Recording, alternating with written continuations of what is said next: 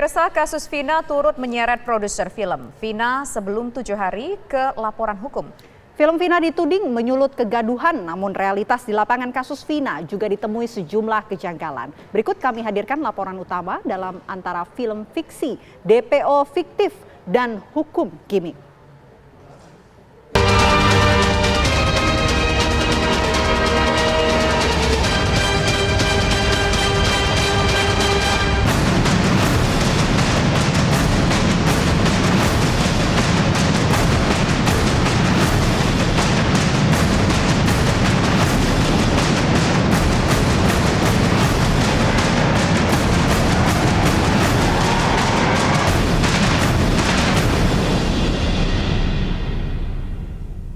Film berjudul Vina sebelum 7 hari ini menceritakan kisah Vina dan kekasihnya Eki pada tahun 2016 silam.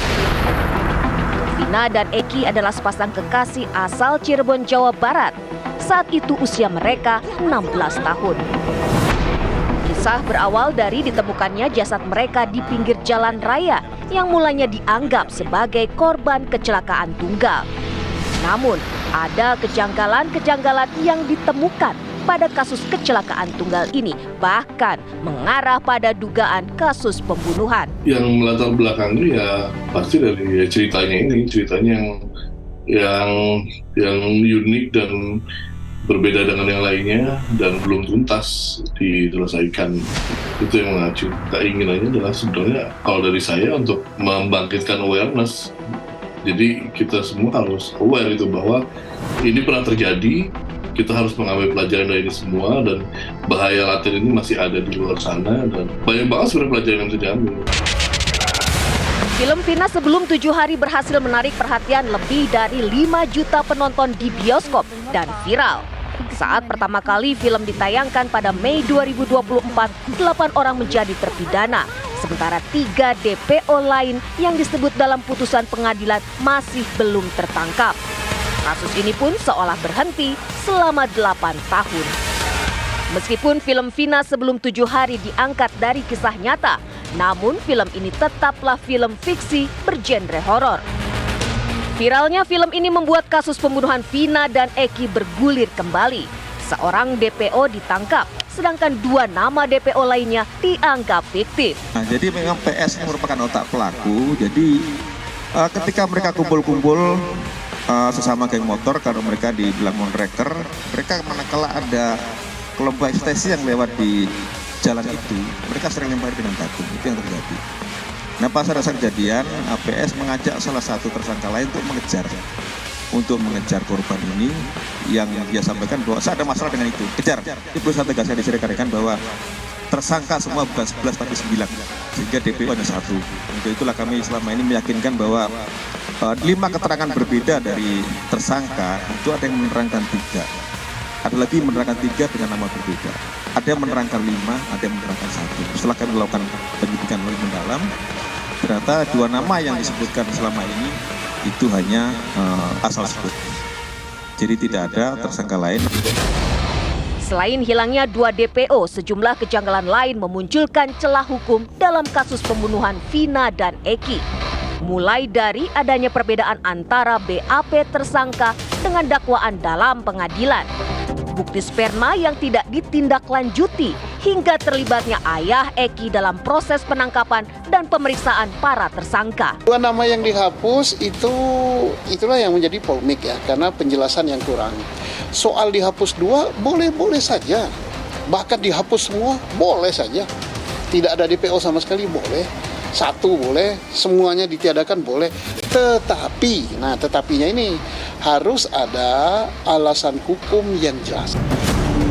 Polisi pun melakukan pemeriksaan ulang kasus pembunuhan ini, termasuk melakukan proses prarekonstruksi di sejumlah lokasi. Kita senang juga Polda Jawa Barat mengatakan bahwa penyidikan akan dilakukan secara terbuka dengan scientific crime investigation. Nah, ini yang kita tunggu. Yang kita tunggu artinya ada sidik jari yang menunjukkan bahwa Peggy yang ditangkap ini sebagai pelaku. Ada bukti sperma yang sudah hasil laboratorium dan bukti DNA yang menunjukkan Peggy sebagai pelaku. Ada juga sidik jari di TKP ditemukan bahwa pelakunya Peggy yang ditangkap ini. Ada juga CCTV ya, yang menunjukkan bahwa Peggy sebagai pelaku. Ada juga rekaman HP kalau dibuka, entah WA, entah pembicaraan, entah SMS, entah apalah yang menunjukkan Peggy yang ini pelaku. Itu namanya scientific. Soal dia tidak ngaku, membantah, nggak apa-apa. Tapi scientific tadi itu, biarlah alat buktinya yang ngomong. Peggy yang ditetapkan sebagai otak pelaku pembunuhan menyangkal dirinya sebagai pembunuh. Sedangkan Saka Tatal, seorang terpidana lain yang telah bebas, mengaku menjadi korban salah tangkap polisi.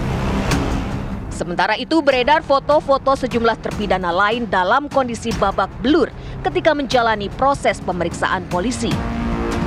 Ayah Eki yang juga seorang polisi disebut ikut terlibat dalam proses penangkapan dan pemeriksaan mereka. Di dalam KUHP terdapat banyak sekali tindakan hukum yang bisa dilakukan oleh penyidik dalam proses pemeriksaan perkara pidana. Namun dari keseluruhan tindakan hukum yang ada dalam KUHP, hanya 8 objek yang diatur oleh KUHP untuk bisa diajukan permohonan ke pra-peradilan. Sehingga tidak semua tindakan hukum itu menjadi objek permohonan pra-peradilan. Banyak sekali tindakan hukum yang dilakukan oleh penyidik maupun penuntut umum tidak bisa dimintakan pertanggungjawaban secara hukum. Nah, ini yang saya katakan bahwa KUHP itu merupakan satu setting gimmick dalam perlindungan hukum terhadap hak asasi manusia di Indonesia. Kelemahan-kelemahan KUHP yang ada hari ini itu bisa segera diperbaiki, sehingga masyarakat akan menjadi lebih mudah untuk melakukan perlawanan. Saya nggak akan menggunakan kata upaya hukum, untuk melakukan perlawanan terhadap penyidik yang melakukan penyelewengan kekuasaan dan kewenangan, melakukan perlawanan terhadap penuntut umum yang menyelewengkan kekuasaan dan kewenangan.